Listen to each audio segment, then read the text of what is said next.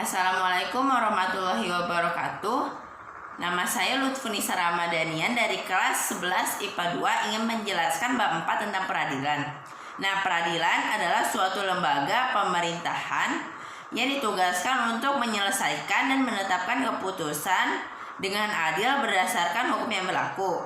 Nah, fungsi peradilan itu mendamaikan dua pihak, memutuskan perkara dengan adil dan lain-lain. Nah, penetapan hukum itu diawali pertama dengan adanya laporan yang disertai barang bukti dan saksi. Nah, lalu diadakan penyelidikan dengan memperhatikan barang bukti dan saksi serta BAP. Nah, kalau sudah dirasa cukup, maka ditingkatkan menjadi penyidik. Nah, setelah itu disampaikan ke jaksa dan hakim untuk disidangkan.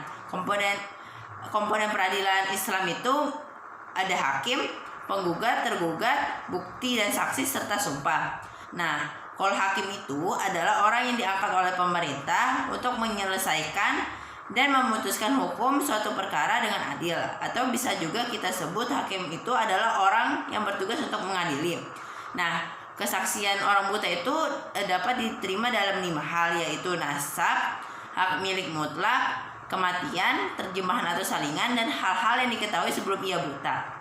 Nah, kalau ulama itu berbeda pendapat nih mengenai kesaksian orang buta. Kalau Imam Maliki dan Imam Ahmad itu berpendapat bahwa orang buta itu boleh menjadi saksi asal dia mendengar suara.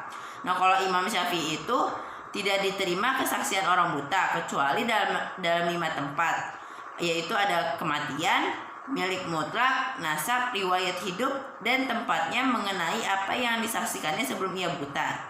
Nah, kalau Imam Abu Hanifah itu berpendapat bahwa tidak diterima sama sekali kesaksian orang buta.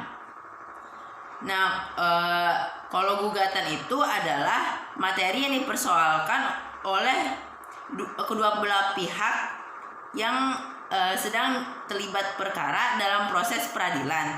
Nah, kalau penggugat itu orang yang mengajukan gugatan, kalau tergugat itu orang yang dipermasalahkan oleh penggugat.